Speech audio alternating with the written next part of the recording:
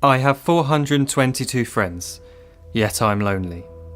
I speak to all of them every day, yet none of them really know me. The problem I have sits in the spaces between looking into their eyes or at a name on a screen. I took a step back and opened my eyes. I looked around and realised that this media we call social is anything but when we open our computers and it's our doors we shut. All this technology we have, it's just an illusion. Community, companionship, a sense of inclusion. Yet when you step away from this device of delusion, you awaken to see a world of confusion. A world where we're slaves to the technology we mastered, where information gets sold by some rich, greedy bastard. A world of self-interest, self-image, self-promotion, where we all share our best bits but leave out the emotion. We're at our most happy with an experience we share. But is it the same if no one is there? Be there for your friends and they'll be there too, but no one will be if a group message will do.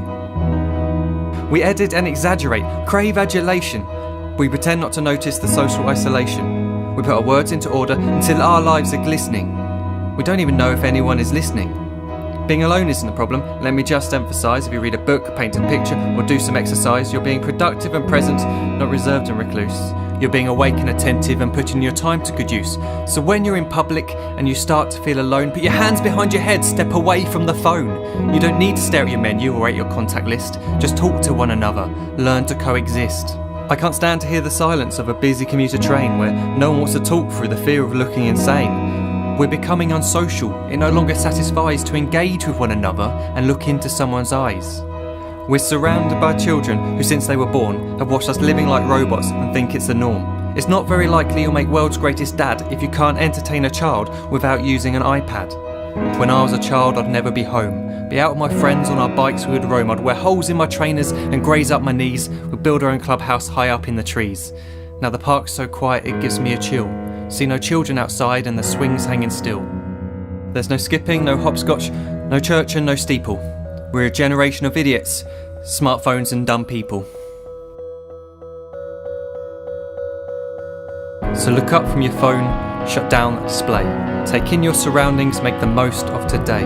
Just one real connection is all it can take to show you the difference that being there can make.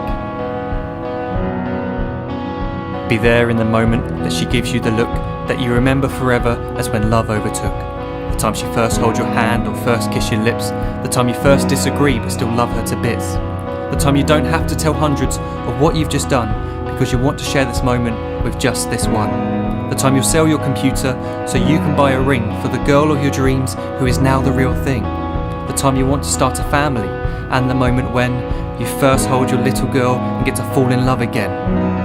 The time she keeps you up at night and all you want is rest, and the time you wipe away the tears as your baby flees the nest. The time your baby girl returns with a boy for you to hold, and the time he calls you granddad and makes you feel real old. The time you take in all you've made just by giving life attention, and how you're glad you didn't waste it by looking down at some invention. The time you hold your wife's hand, sit down beside her bed, you tell her that you love her, lay a kiss upon her head. She then whispers to you quietly, as her heart gives a final beat, that she's lucky she got stopped by that lost boy in the street.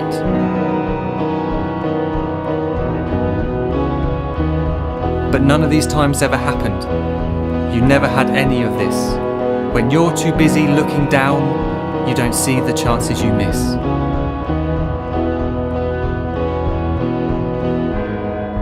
So look up from your phone, shut down those displays. We have a finite existence, a set number of days. Don't waste your life getting caught in the net, as when the end comes, nothing's worse than regret. I am guilty too of being part of this machine, this digital world we are heard but not seen, where we type as we talk and we read as we chat, where we spend hours together without making eye contact. So don't give in to a life where you follow the hype. Give people your love, don't give them your like. Disconnect from the need to be heard and defined. Go out into the world, leave distractions behind. Look up from your phone, shut down that display. Stop watching this video, live life the real way.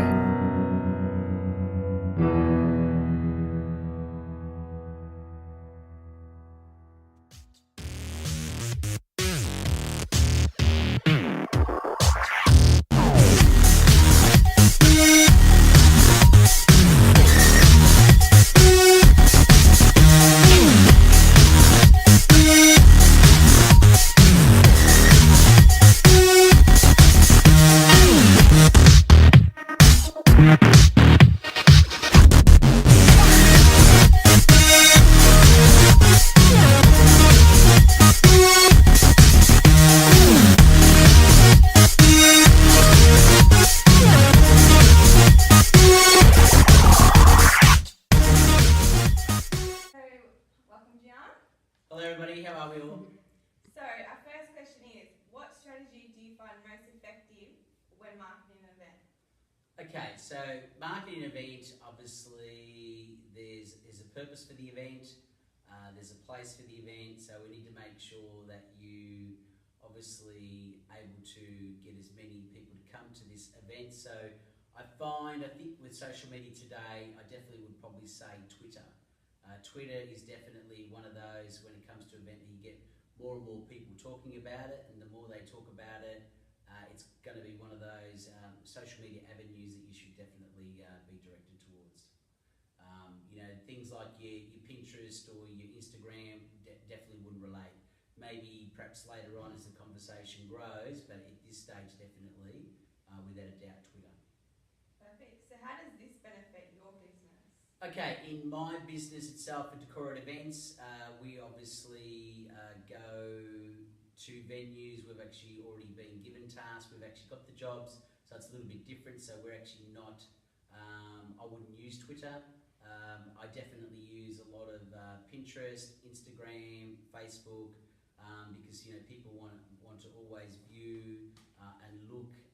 It's one of those areas with us with decorations that people really like to see as much as possible. So our business doesn't physically run an event, we assist an event. So that's why we sort of tend towards those avenues for the social media.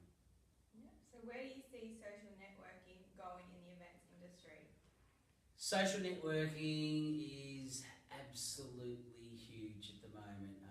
Anyone in the events industry needs to use it. I mean, obviously there's that much to pick from now. If you take probably even 3-4 years ago, your Pinterest wasn't even that big, even Instagram. It was always just before Facebook. But things are changing, and today it's almost like you need to employ another person.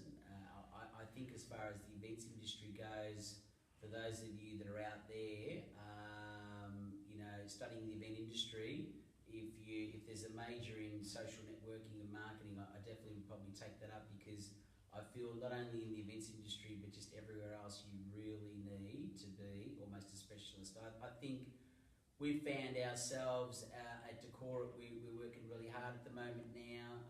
I've even got someone probably doing at least probably 15 to 20 hours a week just on our social media, and it's certainly assisting us, and without a doubt I can see more revenue coming from with regards to us utilising all those avenues for the social media. So you really need to get into it and to know about it yourself as well. Okay, so would you or do you feel the need to use audience analytics to measure impacts, to measure social media?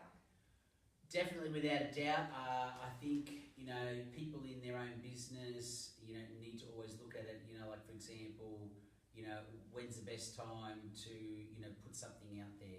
Is it a Sunday afternoon? Is it a Tuesday at 3 o'clock? You really need to analyse and see when's the best time to put your posts out. And I think this is where a lot of people today really don't understand the importance. You can't just have a Facebook, an Instagram, a Pinterest, all those things there and just do nothing.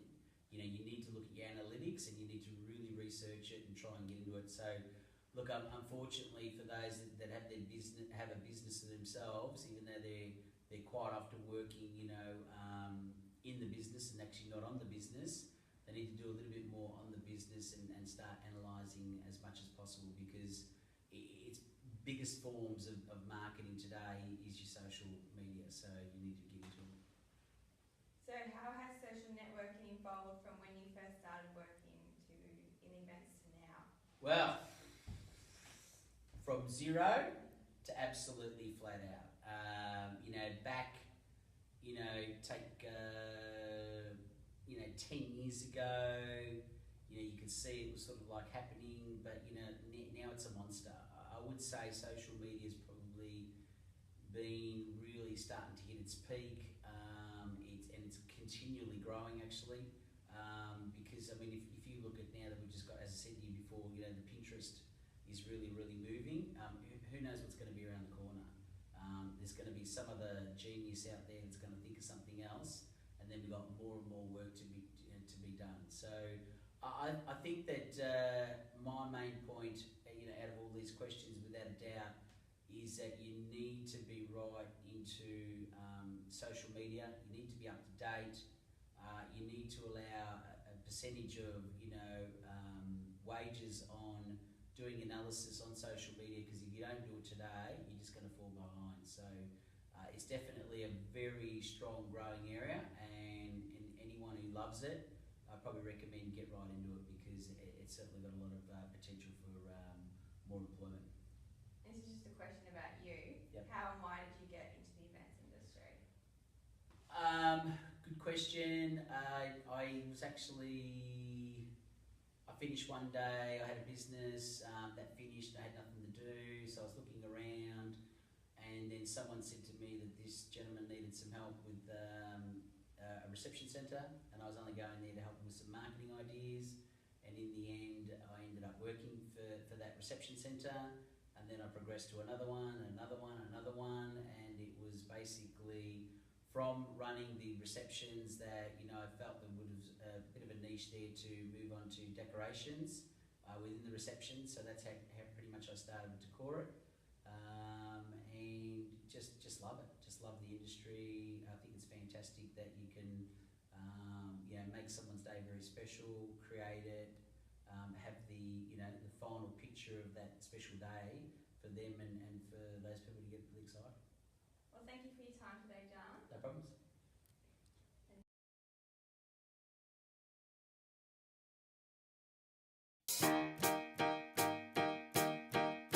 When we were young, the internet was f***ing awesome. You could get away with anything in those days.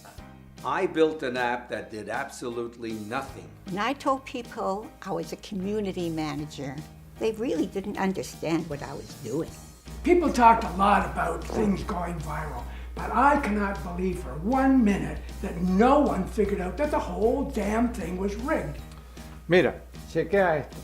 El hombre de los tatúes me dijo que era un guerrero pacífico, pero cuando lo escaneé, me mandó directo a un video de un gato vomitando. My friend Lisa shared everything she was eating.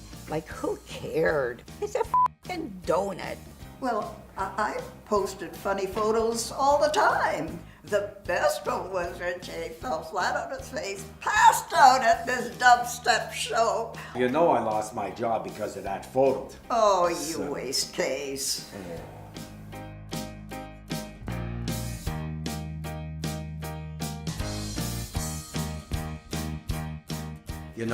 I never really listed my relationship status, just in case it didn't work out. You douchebag.